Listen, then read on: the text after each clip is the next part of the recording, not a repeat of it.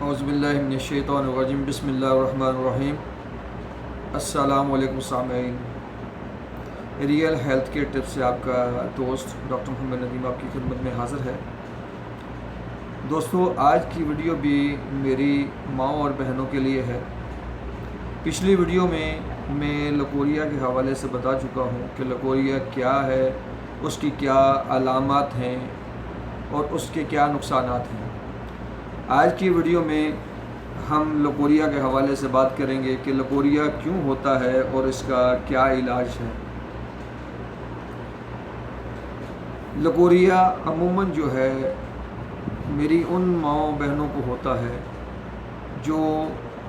جن کے اوپر گھریلو ذمہ داری بہت زیادہ ہوتی ہے، یا کوئی ڈپریشن والا مسئلہ ہوتا ہے کہ ہر وقت ان پہ تنقید ہوتی ہے، جس کی وجہ سے ان کو غصہ آتا ہے، غصہ آنے کے بعد غصہ دب جاتا ہے، تو ان کو لکوریا کا عارضہ بڑی آسانی سے ہو جاتا ہے۔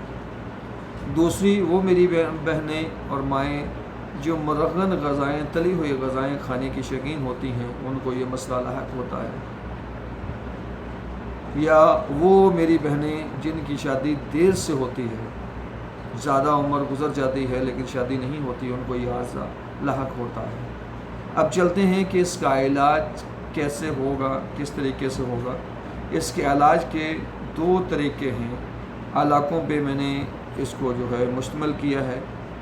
جو علاقے جو ہیں زیادہ گرم ہیں، گرم علاقوں میں 3 چیزوں کا استعمال ہوگا، اور جو علاقے سرد خشک ہیں ان میں 2 چیزوں سے اس کا علاج ہوگا۔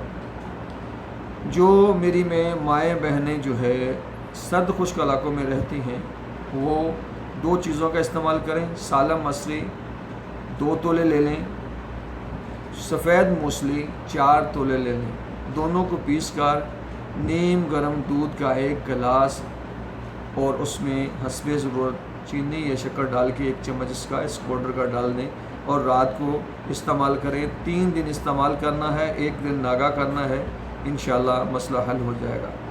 دوسری میری وہ بہنیں مائیں جو گرم علاقوں میں رہتی ہیں، وہ 3 چیزیں استعمال کریں۔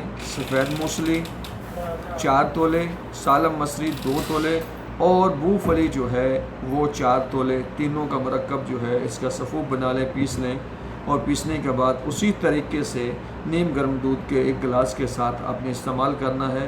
یہ ضروری ہے 3 دن استعمال کرنا ہے، 1 دن ناگا کرنا ہے، اسی طریقے سے آپ نے استعمال کرنا ہے، انشاءاللہ اللہ کے حکم سے شفا ہوگی۔ اللہ حافظ۔